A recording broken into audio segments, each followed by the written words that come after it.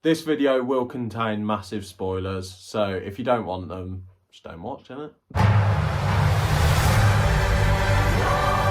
Hello there guys and welcome back to another video, a very highly anticipated video for me to make, purely because of how much I love the original. We went to see Joker, Folie, Deux, or Joker 2, as we're just going to fucking call it. I didn't know that was a thing. Yeah, it's a thing. Overall, well, what do you think of the first one?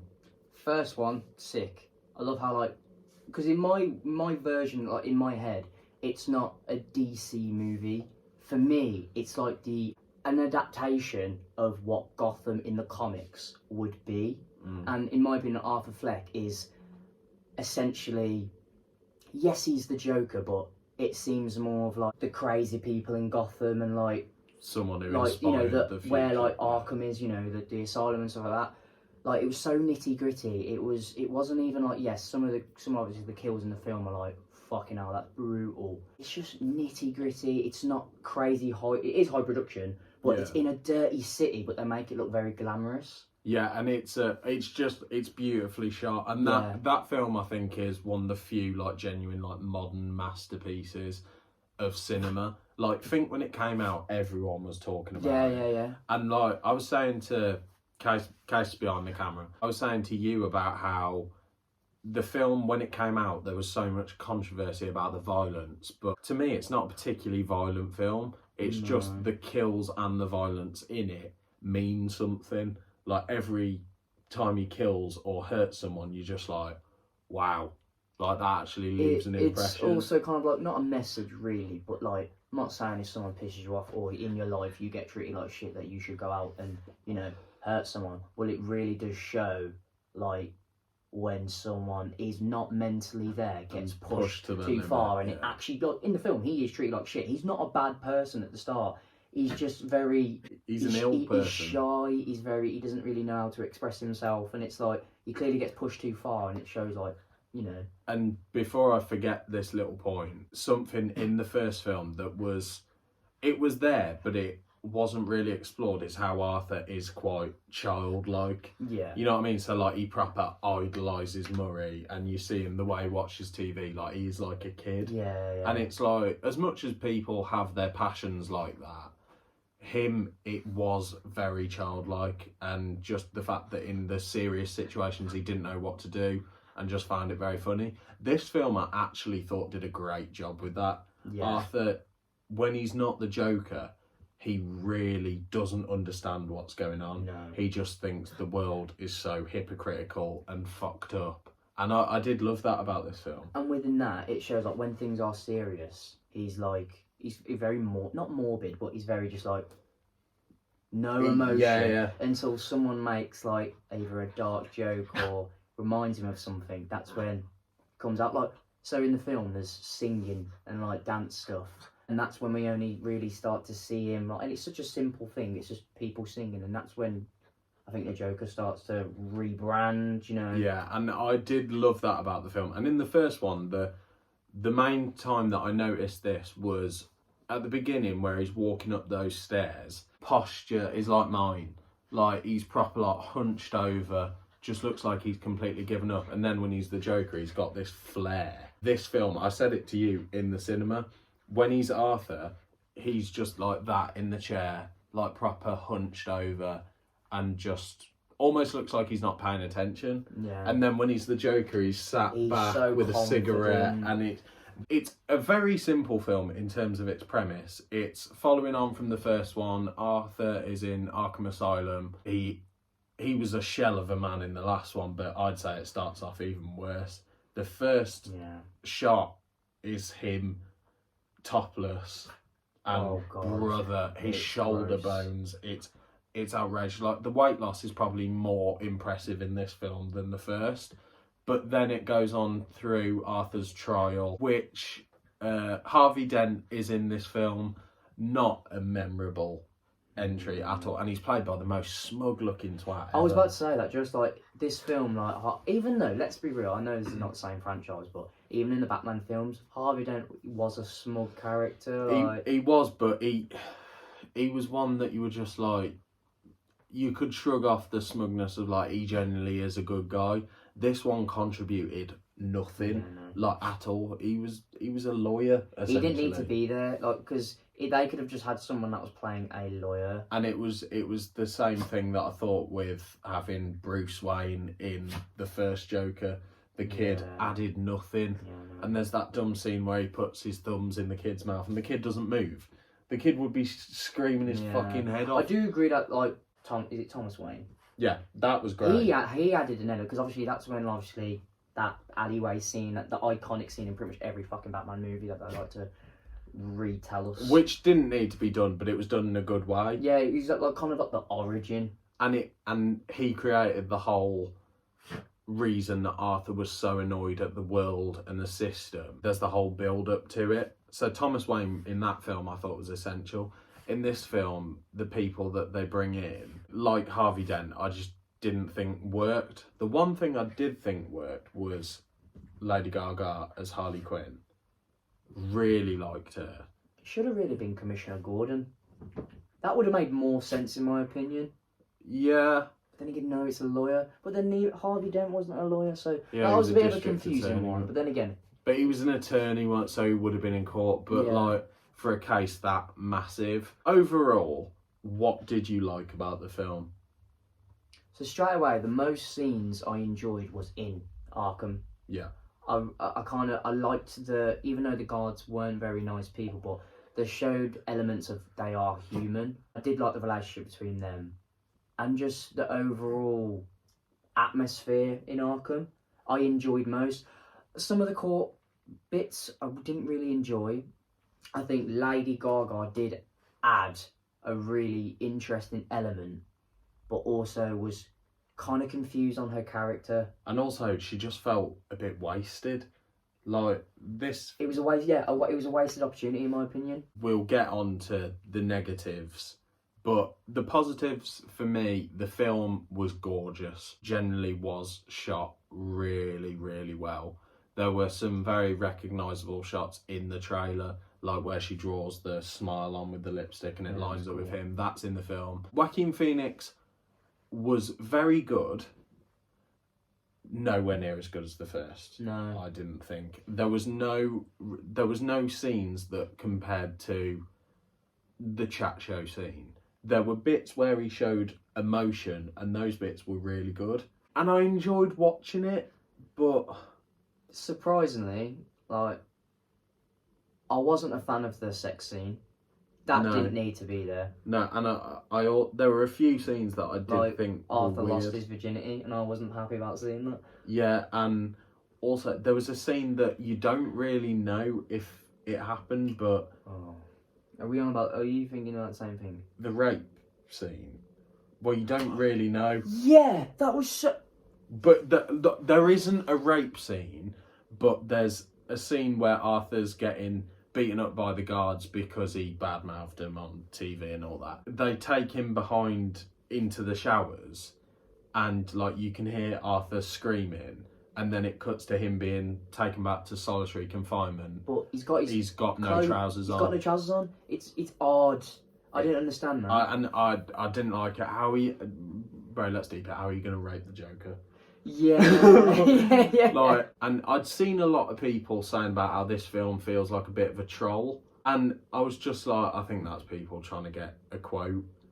Yeah. I can't lie, there were some scenes where I was just like, this does feel like a bit of a piss take.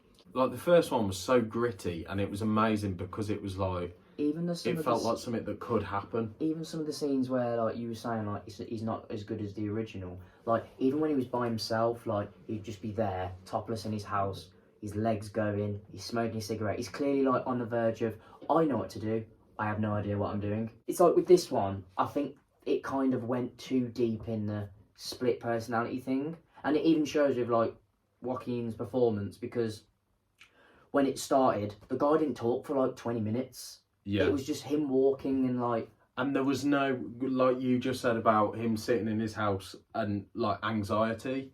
There was, for me, there didn't feel like there was any anxiety. It all just felt like depression. Yeah. And for that, and also for a film that doesn't really have any crazy scenes, it just made it boring. It was a bit boring. I was an hour in and I was like, right, there must be about half an hour left. No, there's a full fucking hour and a half. And this just goes to show with like when trailers like kind of clickbait you, because there's a bit in the trailer where Joker's running, a fan running with him, but in the film it seems like an epic, like Joker's running away. It happened for like 2 seconds and it was just some fan like chasing him. And since we've been recording this, I hate that I am saying the same thing as so many people. Like, Joaquin Phoenix was good, Lady Gaga was good, and it was shot beautifully. I actually don't think I've got any more positives. No. Because, and as much as most of the film is Joaquin Phoenix and Lady Gaga and beautiful cinematography, that is the praise. I can't really give much more praise from the first one. It was shot beautifully, Joaquin Phoenix was amazing, and that is all you needed. But this one just felt like it was trying to go so deep and achieve nothing. Yeah, and for me, the two negatives, number one, Lady Gaga, Harley Quinn, whatever. At first, I was like, okay, this is really cool how, you know, she's done some crazy things as well, you know, whatever.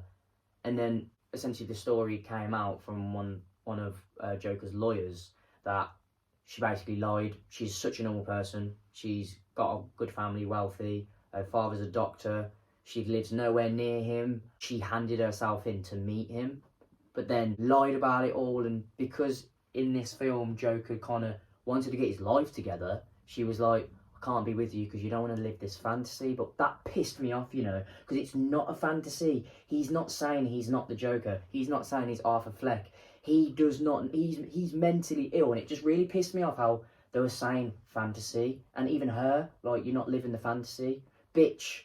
You're in Gotham. His life is a fantasy. He's not picking a side. His life is a fantasy. Like, because every bit in the film that was like, oh my god, what's going on, was actually mainly all in his head. Which goes to the music, which we need to speak about. Well, the point I will just throw in, actually, fuck it, we'll talk about the music first, because the thing that I want to throw in refers to the ending. We'll get to that. Yeah. Did the music work for you? It worked for me in aspects of when we first met Harley. Mm-hmm. And the guard let him into this music thing because he's been well behaved. He clearly has been silent for a while, because they say in the film, like, Arthur, tell us a joke. It's been a while, tell us a joke. So he's clearly been quiet for a while, so they've done something to kind of cheer him up as such. And there's elements where when Harley and Joker are together, they're like they sing, they hug, they kiss, and like all the things like that. Then afterwards, it just think every interaction they did turn into a song and dance. And for me, I can't, like, Greatest Showman, fuck off. All those musicals, I can't stand. It's not for me. I'm not a person anyway that likes happy, jolly fucking films anyway. I'm a horror fan and things like that. So musicals just do not work for me at all. And whenever there was a good scene, turned into a musical. Like, I'm not here watching Nativity, bruv, do you know what I mean? Like, Nativity is amazing. But I liked some aspects of it. The music scene that I really liked was, there was a few shots of it in the trailer, and this shot is actually my favourite shot in the whole film, but it was when the spotlight was on him as the Joker in the red suit and he had the microphone. Yeah. And it was the most brutal scene in the film where he just kill someone with a bar stool. Yeah. That whole sequence was amazing. The sequences in the music where it's Lady Gaga and Joaquin Phoenix as Harley Quinn and Joker worked perfectly for me. I did really like that. But just when it turned into pointless musical scenes that just took me out of the film. Yeah, because for me, there was a scene where it was a potential them escaping, and it was like, oh shit. You know, I didn't know if they were singing, but they were the background noise they were singing, and then they were trying to escape, and then the whole time they were just singing and dancing. I just thought, okay, this is, for me, this is silly. Yeah, it is, like, whether he's the DC Joker they're trying to portray or not. For me, that is not my Joker. No, and it wasn't the Joker that they set up in the first one. Back to the original, I like the weird, like, he's just standing there, he looks at himself and he's doing like these weird dances and you've got this eerie violin playing. That was fucking hard, man. That was cool. But this, like... It felt so I forced. love you. Yeah. Nah, bruv. Joker's not Frank Sinatra. You know what I'm saying, man? It felt so forced. Because there are a few scenes where he is just like in his cell giving it all that. Bro, that felt so forced. It was just like, do you remember that really amazing film he made? Yeah, we're going to do the same thing, but make it really boring and take out the bits that anyone's going to complain about. Because everyone that complained about like the violence and the whole complications with the first film, this is the film you'd have got if you took that out and replaced it as a musical. And I kind of respect the fact that they went the musical route with the whole showmanship of the Joker and the fact that he just wants to perform. I get that. Another thing that I really thought was a fall off from the original, the laugh. There was only one scene where he like proper like grabbed his, like you could hear, and it was the fact you could hear him. It went dark and he was laughing when he was in solitary confinement. For me, and he grabbed his throat. I agree. I'm not sure about that personally, because I guess you just pay attention a little bit more. I didn't actually see much of a variation between the laugh. No, it was the same laugh. It just, for me, it didn't have anywhere near the same Because depth. I liked, there's a scene where he's clearly been a dick to the guards and they've left him outside in the rain and he's just standing there. Loved that scene because he just looked proper dishevelled. Sorry, I forgot about that. So two. And then one where he's slung in solitary confinement and it goes dark and you can hear him grab and like cough, and that felt like the original. But like other scenes where he just laughs, like there's one that's clearly trying to replicate the famous scene of where he walks out the room and he's laughing and then he instantly stops. Yeah, was when he was the clock. Yeah, when he was in the car and he just randomly starts laughing. That to me just felt forced. Not one scene in the original do I watch and I'm like, that was meh. Apart from the finale where he's walking in the corridor and then just starts dancing. I think it should have just ended where he said you wouldn't get it. Whereas this film felt there were just so many scenes that I was just like, eh. Yeah. And like, don't get me wrong, there were some great bits where he expressed emotion. We walked out of this film a couple of hours ago. Bro, I've forgotten a lot of it. Yeah. And when the original came out, I couldn't talk enough about it. Yeah. There are obviously bits that I remember, but I think something that we really want to talk about is the ending. Yeah, no. I hate the ending of this film. I thought it was god awful, like 0 out of 10. Generally, it's one of those things where, you know, you say, oh my god, my jaw dropped. No, for a good 3 minutes, I just was like, looked at Will like, we were fuming. No. We were fuming. And the thing that I was saying that I wanted to get into, at the end of the court, where he just melts down and goes, there is no Joker. When I first saw it, I was like, fuck off. That's a shit line. That line would have been amazing if they did. Right, I'll have put a spoiler warning at the beginning. Spoiler, Arthur dies. Supposedly. Yeah. It might be in his head. We don't really know. You know it's going to be in his head. They'll make more money. It depends how this film does, bro. It will make money. It will make It'll money. get shit reviews, but it will be box offices, bro. Yeah, it'll be like a Jurassic World film. Yeah, I get you, but I don't know if I just believe or I'm delusional, but the way he dies, essentially, like, he feels the stabs. He feels like he's like, but then when he goes to the floor because he was slowly dying, he looked emotionless, but not in a dead way, like in the way Joker looks like, you know, like there's the scenes where he's been arrested and his head is on the window and he just surrenders to the fact. That's what it looked like, and I do think it's in his head because I don't know, man. This fucking inmate just, who was a shit character as well. He was such a nothing character. It was so fucking random because it just, I didn't see the fucking inmate. Would have made more sense if that inmate that was really pally with him. Do you know that one inmate that was like always fucking up his arse, right? We've not seen this cunt, and he's just told this shitty joke of like, you get what you deserve, and stabs the bastard. where's he got that knife? You're at mental asylum. That you ain't got that. That if he is dead, that's pissed me off because you would not obtain that. They get told to take their shoes and socks off before they go in the fucking cell. So you ain't got a knife on you, right? And it was a proper shank. It wasn't like an artificial made thing. Like it had a fucking grip and a point. I don't get that. I don't know. It just, that's the only thing in this film that I was like, okay, hit and miss movie, too much la la la la. But fuck off. I was so fuming. How have you just... It felt like Halloween Ends, bro. When they just killed the fucking guy. The whole thing this is the franchise. Anyway. What I was saying was that line for me originally didn't work. What I think would have been a great ending still involves Arthur dying. I don't mind Arthur dying because straight from when the first film came out, I've said Arthur Fleck isn't the Joker. He's the person that inspired the Joker. I think what would have been a great ending, Harley Quinn and Joker are the most toxic, famous couple in the world. He went back to the stairs, Harley was there. He could have just killed Harley. I think that would have been ballsy. It would have been divisive. It would have been good though, because he would have realised, like, you're one of them. You lied to me to corrupt my mind. Yeah, Fuck and you. he could have had a complete meltdown on the stairs, killed her, and then just looked at her for a minute, maybe laughed, had a little dance, whatever, and then just gone, there is no Joker, turned the gun on himself, killed himself. Because that was the original plan, was to kill himself on live TV. Would it have been an ending that some people would have loved, some people would have hated? Yes, but it would have been a way better ending than this fucking shit that we got. Yeah, because it seemed even. You know what I mean? Some random guy just... And also, it was just a complete replica of... how Thomas Wayne got killed. Oh lad, it was so shit.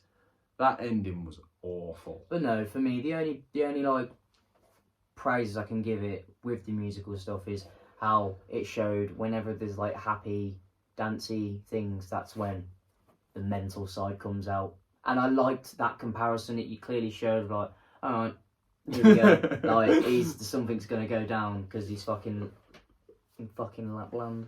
Oh no. Yeah, overall, this is a 6 out of 10 for me. Yeah. I think it's just above average. What did you say on the way back? 7? At first I'd said 7, but I'll probably give it a 5 now. Slap bang in the middle. Because the thing is, you always got to put it towards is like, would you re-watch it as much as the original? No. No, you wouldn't. Is it better than the original? No. And would you watch it again? For me, I would. It's like, for me, it's like the Planet of the Apes movie, man. Like, I was so gassed for that. Never watching that again. What a waste of my time. I think there are certain situations, like, I love we've both got Joaquin Phoenix tattoos. I've got tight jeans on, but he's there. The first one for me it's my favourite film. It's not the best film that's ever been made, but it is an incredible film. It's my favourite. I could rewatch it every day and I would never get bored. But I would watch the second one again with you and just to give it another go. Because overall, I enjoyed it. But yeah, 6 out of 10, it's above average, but only fucking just. Yeah. Purely because it is a well-made film. But yeah, any more thoughts to give? The only thing I'd say was like the first, I'd say, until the court stuff, I really enjoyed the film. Like the opening scene was just... There's this weird... You'll watch this when you first watch it, but there's this weird cartoon thing that apparently someone made while Arthur Fleck got famous. Oh, yeah. Which I was like, have they put the right movie in? I was generally like, this is... Surely not. I'm watching a cartoon. But no, like, once it started, saw Arthur in Asylum, it was like, okay, cool, man. I was expecting another cool, gritty, fucking messed up state of, like, showing what really bad mental health and issues are. But no, it was a bit... It went south for me. Yeah.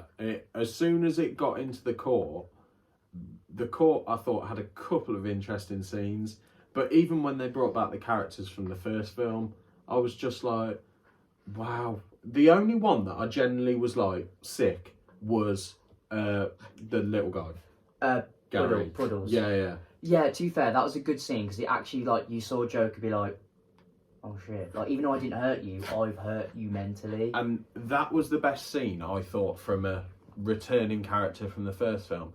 But I actually didn't like Joaquin Phoenix in the scene because he just constantly was putting on an accent. It worked in the first film, and when he mimics him, it works briefly, but he was just constantly putting on an accent. He went Southern, and then he went English, and then he went Cockney, and it was constant. There was no Arthur, apart from when he goes, "Look at all these people," like, and I liked that bit. But I don't know, lad, whenever there was a pro, there just felt like there was a con. I found myself enjoying the film, and then it just went into a pointless bit of musical. Bears just getting really intense. Yeah, overall, massive letdown. Yeah, man. Sorry, I was so like, yeah. But no, that was really the reaction. I was just like, nah, fuck. Generally, my words were just, fuck off. Fuck off. No way. He went to the toilet and he was like, nah, that's pissed me off. Genuinely fuming. But yeah, those were just our thoughts from Joker 2.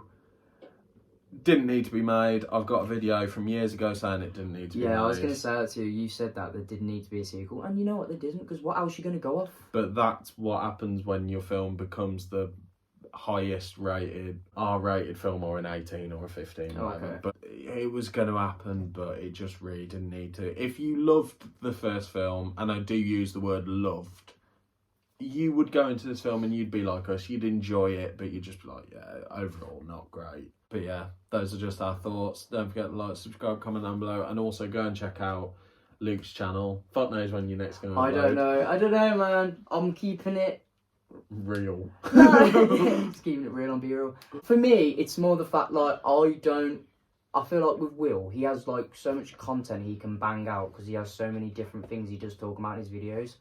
For me, I need to create a base first, like, if that makes sense. Like, yes, I can do my Slipknot, you know, mask unboxing and reviews, but I'd rather come up with a really cool concept before I just go, oh, I'll make a video on this, and it becomes shit. And I'm not obviously, you know, YouTube videos aren't going to bang, but for me, in my mind, I need it to be a really good concept and an idea before I just think of some bullshit. It's about getting that flow, and it's stuff you're passionate about. Like, I can't wait for this video to go up because I'm so fucking passionate about Joker. Yeah, it's just about getting to that flow, but obviously most of my stuff's fucking Youngblood anyway. But yeah, don't forget to like, subscribe, comment down below what you thought of the video, and we'll see you very soon. And give Joker 2 a chance. It's pretty shit.